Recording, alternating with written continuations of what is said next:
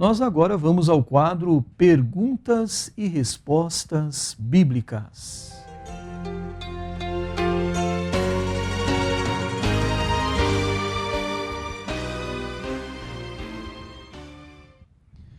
A primeira pergunta de hoje é do ouvinte Edigelmo, da cidade do Guarujá. Ele pergunta ao pastor por que os padres, papas, que conhecem a Bíblia, ensinam, pregam, mas por que eles ensinam tudo diferente da Bíblia, pastor? Bom, na verdade isso ocorre nos ensinos e práticas católicas. Vamos mostrar alguns exemplos para que isso fique claro aos nossos ouvintes. Porque na Igreja Católica é uma posição que nós observamos, só se dá o pão, ou seja, a hóstia, e nunca se dá o vinho ao comungante. Se na Bíblia Jesus mandou dar os dois elementos como símbolo do seu sangue e do seu corpo. Mateus 26, 26 a 28, nós lemos como Jesus procedeu na hora da distribuição dos elementos da ceia. Quando comiam, Jesus tomou o pão e, abençoando-o, o partiu e o deu aos discípulos e disse: tomai, comei, isto é o meu corpo.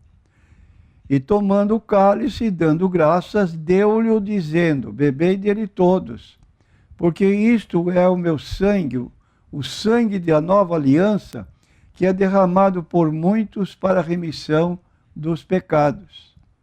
Então, a ceia do Senhor é realizada dentro de um modo, de acordo com 1 Coríntios, capítulo 11, versículos 23 em diante, já no catolicismo é feito de modo diferente, mormente o pão que representa o corpo de Jesus e o cálice que representa o seu sangue. Este último não é distribuído. Nós temos em seguida, por que na Igreja Católica se usam imagens, se na Bíblia Deus proibiu fazer imagens para culto. Isso nós lemos em Levítico 26, versículo 1. Não fareis para vós ídolos, nem vos levantareis imagem de escultura, nem estátua, nem poreis pedra figurada na vossa terra, para inclinar-vos a ela, porque eu sou o Senhor vosso Deus. Então, ao contrário do que ocorre na Igreja Católica, que ela tem muitas imagens de chamados santos nas paredes, no altar, enquanto nas igrejas evangélicas não tem nada dessas colocações de imagens. Outra colocação: por que na Igreja Católica o padre ensina que há um terceiro lugar no além, ou seja, depois da morte, chamado purgatório? Se na Bíblia Jesus ensinou que há apenas dois lugares, o céu e o inferno, e isso está em Lucas 16, 19 a 23, havia um homem rico, vestia-se de púrpura e de linho finíssimo, e vivia todos os dias regalado e esplendidamente. Havia também um certo mendigo, chamado Lázaro, que jazia cheio de chagas à porta daquele e desejava alimentar-se com as migalhas que caíam da mesa do rico, e os próprios cães vinham lamber-lhe as chagas. Aconteceu que o mendigo morreu e foi levado pelos anjos para o seio de Abraão. Morreu também o rico e foi sepultado.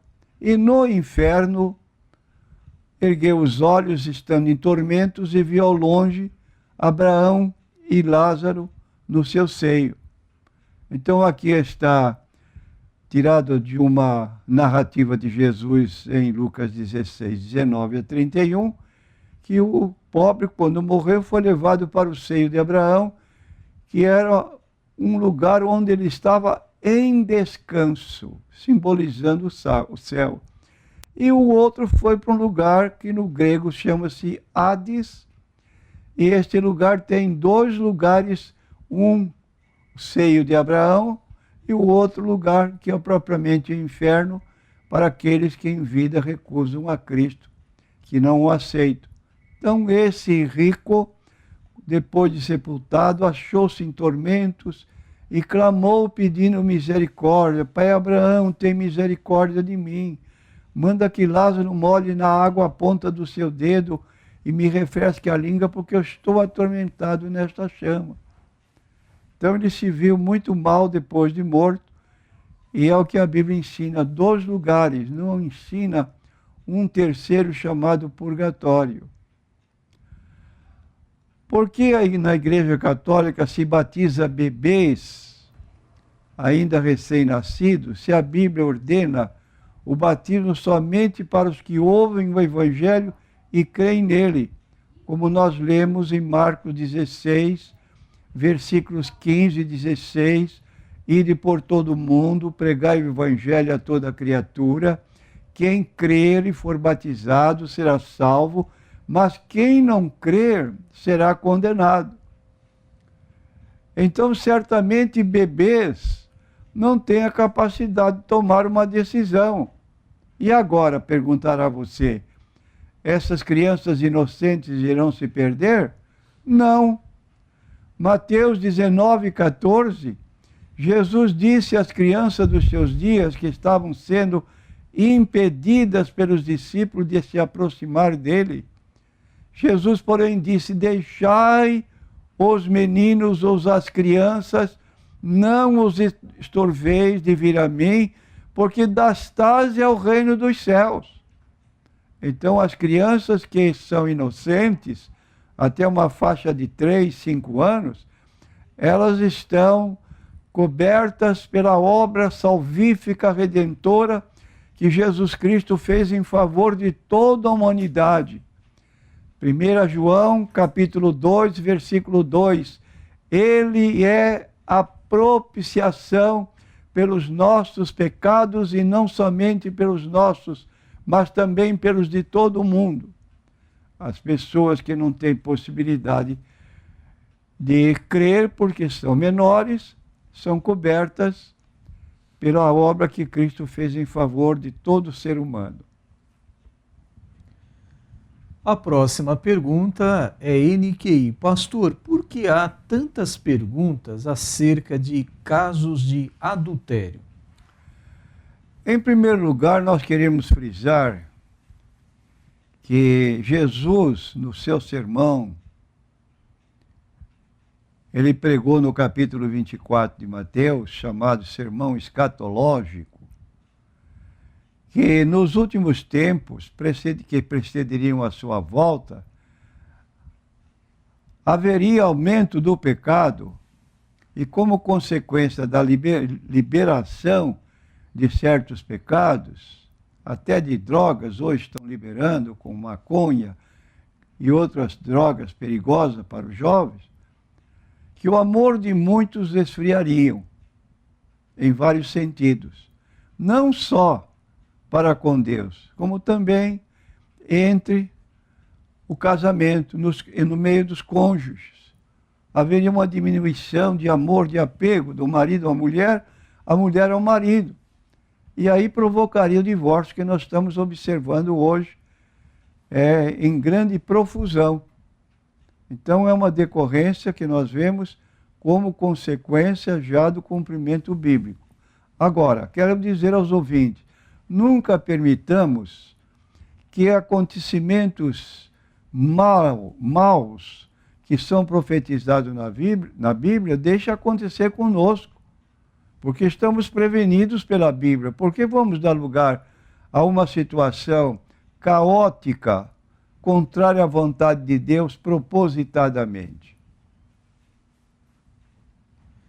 A próxima pergunta é NQI Mulher. A nossa ouvinte não quer se identificar. Ela diz aqui que congrega em uma igreja, que tem uma irmã que é regente do coral. Essa irmã se divorciou do marido por ele ser um dependente químico. E atualmente ela está namorando outro rapaz. Muito bem, o pastor desta igreja sabe tudo e explica que se deve orar por esta irmã.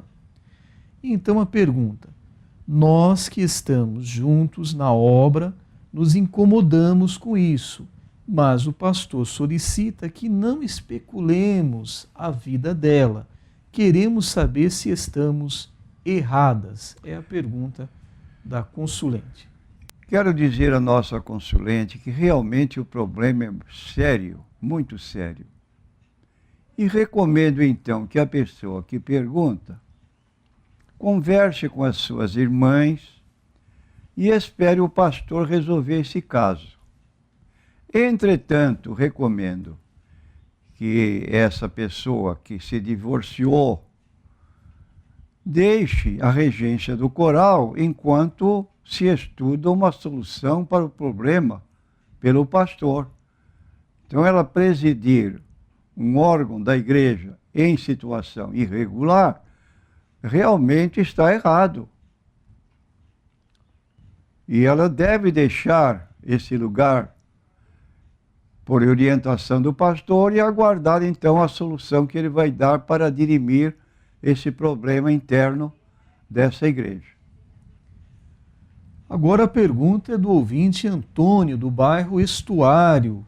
Pastor, esses pastores que cobram valores altos para pregar e cantores que durante o evento sorteiam carros, é correto? Ora, pergunto eu, se há pastores que cobram valores altos para pregar e da mesma forma cantores, a solução pertence aos que convidam.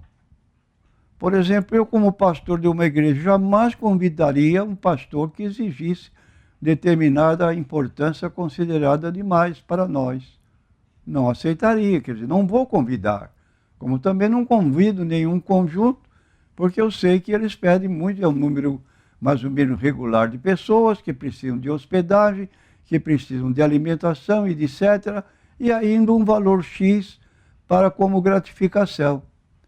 Então, sendo a igreja não tendo recursos financeiros, não vamos onerar a igreja por uma ocasião única.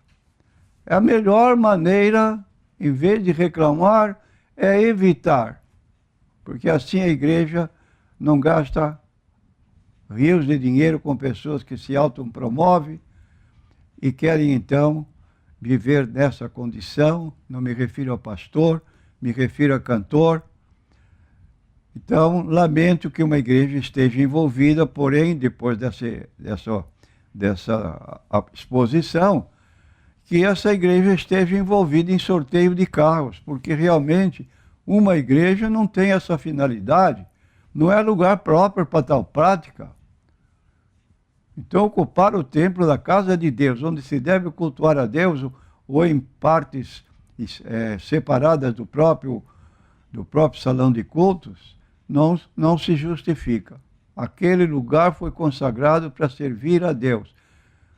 Negócio de sorteio de carro é fora, que a igreja diretamente não tenha participação. A próxima pergunta também do ouvinte Antônio. Pastor, o que quer dizer dia da visitação em 1 Pedro capítulo 2, verso 12? Tendo vosso viver honesto entre os gentios, para que, naquilo em que falam mal de vós, como de malfeitores, glorifiquem a Deus no dia da visitação, pelas boas obras que em vós observem. Essa expressão que aparece no texto, dia da visitação, é uma referência ao juízo final. Essa expressão é usada nas Escrituras Sagradas para indicar tanto a salvação promovida pelo Senhor Jesus, como lemos em Lucas 1,68, Lucas 19,44, quanto o acerto de contas por causa da iniquidade. O apóstolo Pedro está ensinando que as atitudes e ações do povo de Deus têm de ser tais que provoque reconhecimento de louvor ao Senhor por parte daqueles que não são crentes, que não terão como negar o poder da graça. Como Jesus disse em Mateus capítulo 5, 14 a 16, vós sois o sal da terra, vós sois a luz do mundo, de tal maneira brilha a vossa luz, que os homens vejam as vossas boas obras e glorifiquem a vosso Pai que está nos céus. Então, visto por eles na vida dos que temem a Deus e vivem segundo a sua palavra. Então aí está um assunto de suma responsabilidade para todo aquele que é crente em Jesus Cristo. Viver consentaneamente com a sua fé para não dar motivo de escândalo que alguém possa amanhã se afastar porque vê escândalo em alguém que se diz cristão. Então essa palavra que está constante desse texto do apóstolo Pedro é que possam ser despertados para glorificar a Deus no dia da visitação, ou seja, do juízo de Deus para julgar a humanidade. A próxima pergunta também do ouvinte Antônio. Pastor, grandes líderes com conhecimento profundo insistem na consagração de pastoras. E tem uma citação bíblica aqui de 1 Coríntios, capítulo 14, versos 33 e 34. Porque Deus não é Deus de confusão, senão de paz, como em todas as igrejas dos santos. As vossas mulheres estejam caladas nas igrejas, porque não lhes é permitido falar, mas estejam sujeitas, como também ordena a lei. O que dizer, pastor? Na verdade, o apóstolo Paulo, ao designar obreiros para a obra de Deus, foi muito claro nas qualificações expostas em 1 Timóteo, capítulo 3, versículos 1 a 5. É a passagem que eu tenho lido frequentemente para responder essa pergunta. Essa é uma palavra fiel. Se alguém deseja o episcopado, excelente obra deseja. Convém, pois, que o bispo seja irrepreensível, marido de uma mulher, vigilante, sóbrio, honesto, hospitaleiro, apto para ensinar, não dado ao vinho, olha só, não dado ao vinho, pessoa que sobe no púlpito com a cabecinha virada, porque já tomou 2 copos de vinho antes de sair de casa, não tem condições de pregar. Apto para ensinar, não dado ao vinho, não espancador, não cobiçoso de torpe ganância, mas moderado, não contencioso, não avarento, que governe bem a sua própria casa, tendo seus filhos em sujeição, com toda modéstia, porque se alguém não sabe governar a sua própria casa, terá cuidado da igreja de Deus? Então, são palavras que estão nesse texto de 1 Timóteo, capítulo 3, versículos 1 a 5. E observamos da leitura, na indicação das qualificações, que o texto aponta obreiros do sexo masculino, marido de uma mulher, que governe bem a sua própria casa. E ressalta ainda o apóstolo Paulo, se alguém não sabe governar a sua própria casa, terá cuidado da igreja de Deus? Estamos referindo-se aos chefes de família. Ora, comparando o texto lido com o que ainda Paulo escreveu sobre os deveres conjugais, em Efésios capítulo 5, versículos 22 a 24, mostra que não há apoio bíblico realmente a mulher ocupar o cargo de pastora. Vou ler: vós, mulheres, sujeitai-vos a vossos maridos, como ao Senhor, porque o marido é a cabeça da mulher, como também Cristo é a cabeça da igreja, sendo ele próprio salvador do corpo. de sorte que assim como a igreja está sujeita a Cristo, assim também as mulheres sejam em tudo sujeitas a seus maridos. E ainda repetimos o que declara mais em 1 Timóteo 2, 11 a 14. Diz o apóstolo Paulo, a mulher aprenda em silêncio, com toda a sujeição. Não permito, porém, que a mulher ensine nem use de autoridade sobre o marido, mas que esteja em silêncio, porque primeiro foi formado Adão, depois Eva, e Adão não foi enganado, mas a mulher, sendo enganada, caiu em transgressão. Não queremos dizer com isso que a mulher não tem atividade nenhuma dentro da igreja. Pelo contrário, as mulheres nos ajudam muito na ministração da nossa responsabilidade de responsáveis pela igreja de Deus. Elas têm atividade no campo da oração, no campo da visitação. As nossas irmãs estão fazendo um trabalho estupendo junto aos hospitais desta cidade, Santa Casa, Beneficência Portuguesa, e trazem resultados para nós de pessoas que aceitam as visitas delas e que depois então chegam à igreja para também conhecerem a igreja e se tornarem crentes em Jesus Cristo. Então é um trabalho presidido por um irmão nosso, Edson de Oliveira, que é evangelista da igreja, e essas irmãs, periodicamente ou semanalmente, saem para fazer visita em hospitais, fazer visita aos doentes que são solicitadas e são abençoadas com o seu trabalho. A próxima pergunta é da Mara, da Congregação Cristã no Brasil. Ela pede para o pastor falar a respeito de cremação, pastor.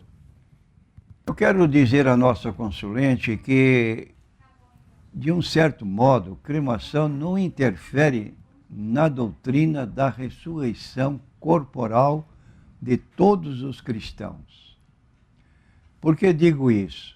Porque os cristãos primitivos, dos dias, por exemplo, apostólicos, depois que eles deixaram este mundo, eles foram muito perseguidos pelos imperadores romanos, notadamente Nero, e eles eram postos em fogueiras, eram betumados, e ali acendia-se uma fogueira que a carne toda era cozida ou queimada, só sobravam os ossos.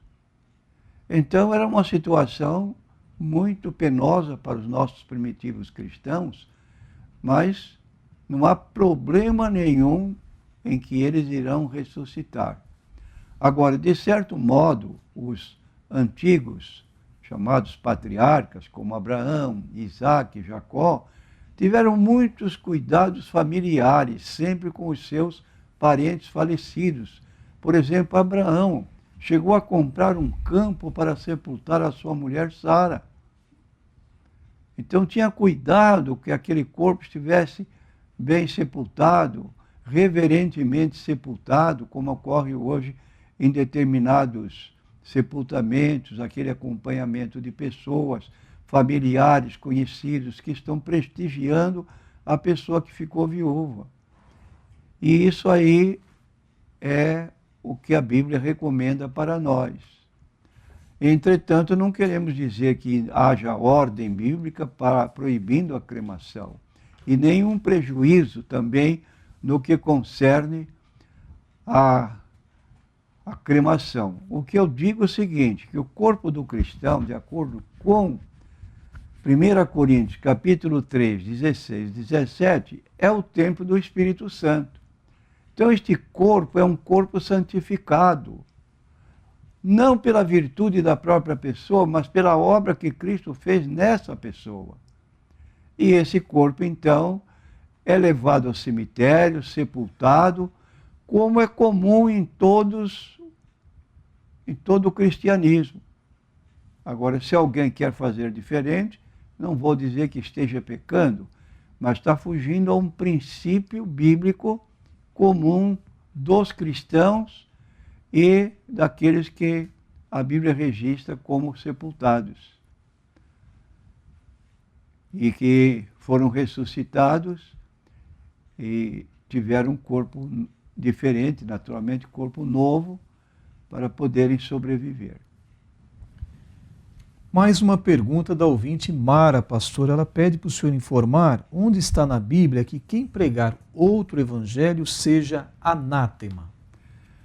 Essa palavra já foi citada por nós, mas vamos repetir porque talvez a pessoa tenha se esquecido e ela vai se recordar agora, que está no livro, na carta de Paulo aos Gálatas, no capítulo 1. Como dissemos, ele ficou muito assustado, muito triste, com irmãos que haviam dado ouvidos a outros que chegaram, judaizantes que queriam que se observasse o guarda do sábado, a lei de Moisés e outras festividades judaicas. Então Paulo está dizendo que não devia ser assim. Maravilho-me que de tão depressa passasse daquele que vos chamou a graça de Cristo para outro evangelho. Está em Gálatas capítulo 1, versículo 6. O qual não é outro, mas alguns que vos inquietem e querem transtornar o evangelho de Cristo. Mas ainda que nós mesmos, um anjo do céu, vos anuncie outro evangelho, além do que já vos tenho anunciado, seja anátema. A palavra anátema significa amaldiçoado. Não aceite outro evangelho. Aquele que Jesus pregou, Mateus, Marcos, Lucas e João, e como diz João no término do seu quarto evangelho, Jesus operou muitos outros milagres, sinais que não estão escritos neste livro. Mas estes foram escritos para que creias que Jesus é o Cristo, e para que, crendo, tenhas vida eterna no seu nome. Então Jesus declarou: eu sou o caminho, a verdade e a vida, ninguém vem ao Pai senão por mim. De modo que evangelho verdadeiro que Paulo pregou não apresentava a guarda de sábado como meio de salvação, nem outras obrigações ligadas à lei de Moisés, circuncisão e outras coisas mais, porque ele fazia questão de realçar o poder do Evangelho de Jesus Cristo. Eu sou o caminho e a verdade e a vida, ninguém vem ao Pai senão por mim. João 14, versículo 6.